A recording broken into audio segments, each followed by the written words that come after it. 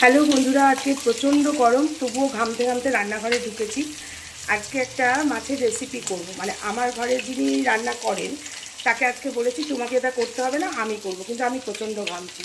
তো চলো দেখাই তোমাদেরকে কি রান্না আমি শুরু করে দিয়েছি, তবুও তোমাদের দেখাই একটু। এখানে 2 পিস কাতলা মাছ ঘি আর সাদা তেল দিয়ে ভাজতে দিয়ে দিয়েছি, নুন মাখিয়ে। ঠিক আছে, বেশি ভাজবো না, হালকা হাতে ভাজবো।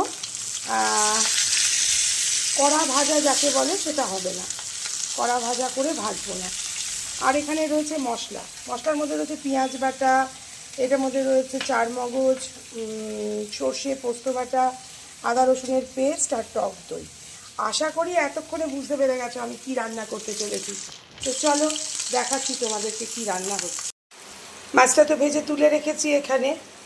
আর এখানে ওই যেটুকু তেল ছিল তার মধ্যে গোটা গরম মশলা দিয়েছি ফোড়ন, আর দিয়েছি পেঁয়াজ বাটাটা একটু ভাজতে হবে, যতক্ষণ পেঁয়াজের কাঁচা গন্ধটা না যায় ততক্ষণ পর্যন্ত পেঁয়াজটা ভাজতে হবে।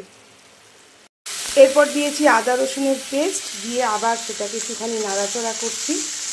আদা রসুনের কাঁচা গন্ধটা একটু বেরিয়ে যাক।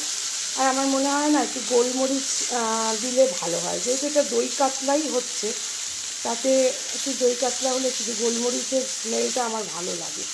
তো আমিও তো আমার মতন অ্যাডিশন করে নেব। প্রায় ভাজা ভাজা হয়ে গেছে, তেলও ছেড়ে দিয়েছে, শুকিয়ে গেছে একদম। দেখো তেল ছাড়তে শুরু করে দিয়েছে। এরপর আমি এর মধ্যে দিয়ে দেবো ওই যে আগে থেকে পেস্ট করে রাখা চারমগজ, কাজু, এটা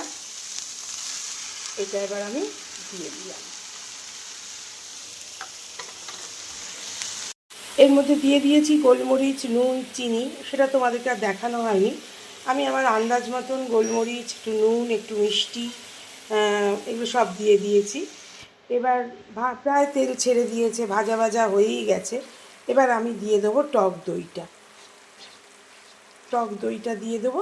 যে টক দইটা আমার ফ্যাটানোই রয়েছে, টক দইটা দিয়ে গ্যাসের ফ্লেমটাকে একদম আস্তে করে দিতে হবে,